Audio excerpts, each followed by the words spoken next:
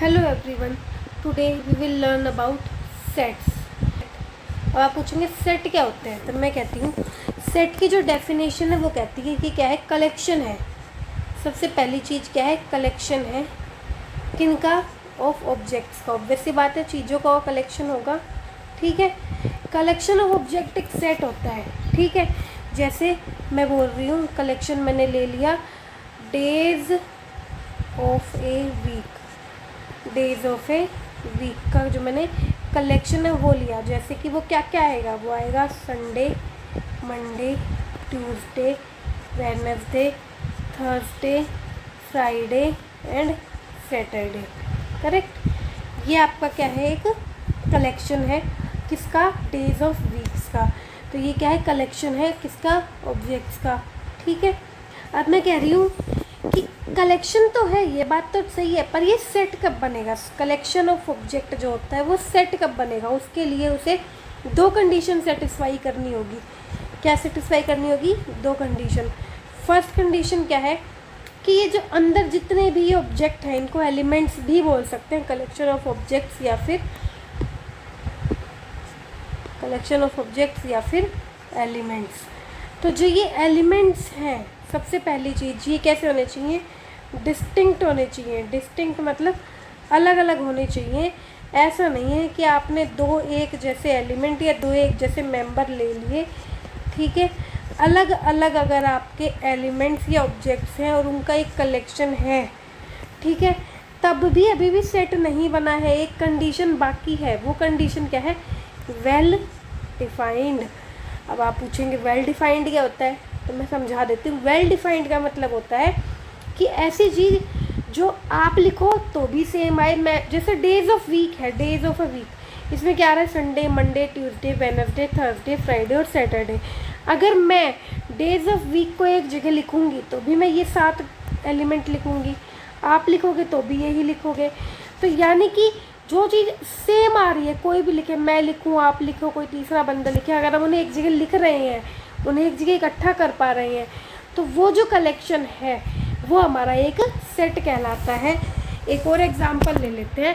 Example हम ले लेते हैं मंथ्स का। Months of a year. Months of a year, साल के जो महीने हैं, कौन कौन से महीने होते हैं आप सभी को पता है? जनवरी, फरवरी, मार्च, अप्रैल, मई, जून, जुलाई, अगस्त, सितंबर, अक्टूबर, नवंबर और दिसंबर।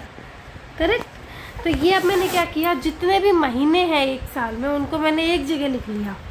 अब आप लिखोगे तो आप भी यही 12 महीने लिखोगे, मैं लिख रही हूँ तो मैं भी यही 12 महीने लिख रही हूँ। तो मैंने क्या किया, इन सबको एक जगह कलेक्ट कर लिया, एक जगह इकट्ठा कर लिया, एक कलेक्शन बना लिया। किनका? मंथ्स का। एक साल में जितने भी महीने होते हैं उनका मैंने एक कलेक्शन बना लिया। इसके सारे एलिमेंट, सारे मंथ्स देखो अलग अलग हैं। करेक्ट, देख सकते हो आप, कोई भी रिपीट नहीं हो रहा है, सब अलग अलग है। वेल डिफाइंड है, आपने लिखा तो भी यही आएगा, मैंने लिखा तो भी यही आएगा। एक कलेक्शन है, ये क्या है? एक सेट है। ठीक है, अब मैं आपको कुछ एग्जाम्पल दूंगी कि कब ये सेट नहीं हो। अब हम जैसे एग्जाम्पल लेते हैं, अब हम एक और एग्जाम्पल लेते हैं। जैसे मैं कह रही हूँ, एग्जाम्पल लेते हैं कि कोई कलेक्शन जो है, कोई कलेक्शन है, ठीक है, वो सेट कब नहीं होगा? सेट कब नहीं होगा? उसके लिए सबसे पहले तो हम क्या कह रहे हैं, डिस्टिंक्ट होने चाहिए, यानी अलग अलग होने चाहिए।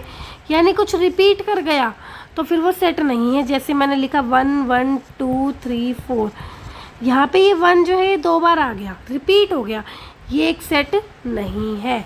आई बात समझ में? जैसे मैंने लिखा 1 2 3 4 5 5 6 7, अब ये 5 आ गया, ठीक है। या फिर मैं लिख सकती थी एक और बार 5, या मैं एक और बार 4 लिख सकती हूँ।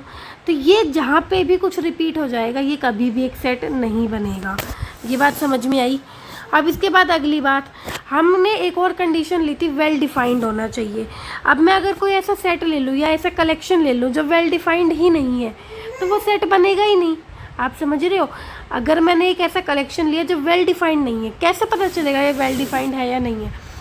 मैंने एक कलेक्शन लिया कलेक्शन ऑफ बेस्ट टीचर्स। अब बेस्ट टीचर्स का जो कलेक्शन है, क्या आप ये डिफाइन कर सकते हो कि बेस्ट कौन है? अरे मेरे लिए कोई और बेस्ट है, आपके लिए कोई और बेस्ट है। यहीं से आप समझ पा रहे हो कि जहाँ पर भी इस तरह की कंडीशन आ जाती है, best, talented, good, smart, handsome, ये जो इस तरह की चीज़ें आ जाती हैं, इस तरह के वर्ड्स आ जाते हैं, ठीक है।